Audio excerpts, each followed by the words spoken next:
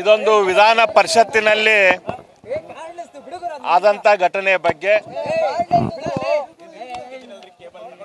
ಮಾನ್ಯ ಸಭಾಧ್ಯಕ್ಷರಾದ ಬಸವರಾಜ ಹೊರಟ್ಟಿ ಅವರು ಇದ್ರ ಬಗ್ಗೆ ವಿಚಾರಣೆ ಮಾಡಿ ಯಾವುದೇ ಸಾಕ್ಷ್ಯಾಧಾರ ಇಲ್ಲ ಅನ್ನೋದಕ್ಕೆ ಇಬ್ಬರು ಕೂಡ ಇದನ್ನು ಹೊಂದ್ಕೊಂಡು ಹೋಗಬೇಕು ಅಂತ ಹೇಳಿ ಅಲ್ಲೇ ಮುಗಿಸಿದ್ರು.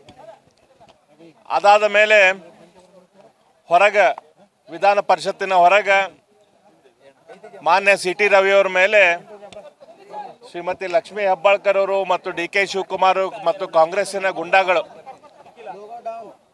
ಅವರ ಇದ್ರ ಮೇಲೆ ಕಾಂಗ್ರೆಸ್ಸಿನ ಗುಂಡಾಗಳು ಅಟ್ಯಾಕ್ ಮಾಡಕ್ಕೆ ಬಂದಾಗ ಆ ವಿಷಯ ಮತ್ತೆ ಹೊರಟ್ಟಿ ಅವರ ಮುಂದೆ ಬಂದಾಗ ಹೊರಟ್ಟಿ ಅವರು ಕನ್ಸರ್ನ್ ಸೀನಿಯರ್ ಪೊಲೀಸ್ ಆಫೀಸರ್ನ ಕರೆಸಿ ಸಿ ಟಿ ರವಿಯವ್ರನ್ನ ಸುರಕ್ಷಿತವಾಗಿ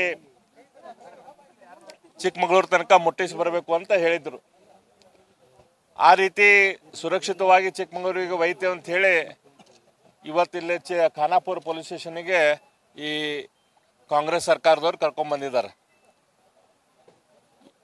ಅದು ಒಂದು ಈ ಸಿ ಟಿ ರವಿಯವ್ರ ಮೇಲೆ ಅಟ್ಯಾಕ್ ಮಾಡಕ್ಕೆ ಅವ್ರನ್ನ ಕತ್ತರಿಸಿ ಹಾಕ್ತೇವೆ ಅಂಥೇಳಿ ಆ ರೀತಿಯ ಭಯವನ್ನು ಕೂಡ ಸಿ ಟಿ ರವಿಯವ್ರ ಮೇಲೆ ಮಾಡಿದ್ದಾರೆ. ಅತ್ಯಂತ ಅವ್ಯಾಚ್ಯ ಶಬ್ದದಿಂದ ಅವ್ರನ್ನ ಬೈದು ಅವರ ಜೀವಕ್ಕೆ ತೊಂದರೆ ಉಂಟು ಮಾಡುವಂಥ ಕೆಲಸ ಮಾಡಿದ್ದಾರೆ.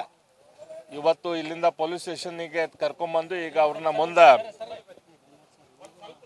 ಜನಪ್ರತಿನಿಧಿಗಳ ನ್ಯಾಯಾಲಯಕ್ಕೆ ಕರ್ಕೊಂಡು ಹೋಗ್ತಾ ಇದ್ದಾರೆ. ನಾಳೆ ಬೆಳಗ್ಗೆ ಜನಪ್ರತಿನಿಧಿಗಳ ನ್ಯಾಯಾಲಯಕ್ಕೆ ಸಿ ಟಿ ರವಿಯವರು ಕೂಡ ಅವರ ಜೀವನದ ಏನು ಹೆದರಿಕೆ ಐತಿ ಅವ್ರನ್ನೇನು ಕತ್ತರಿಸಿ ಹಾಕ್ತೇವೆ ಅಂತೇಳಿ ಹೇಳಿದ್ದಾರೆ. ನ್ಯೂಸ್ ಫಸ್ಟ್ ನಿರ್ಭೀತಿಯಿಂದ ನಿಮ್ಮ ಪರವಾಗಿ.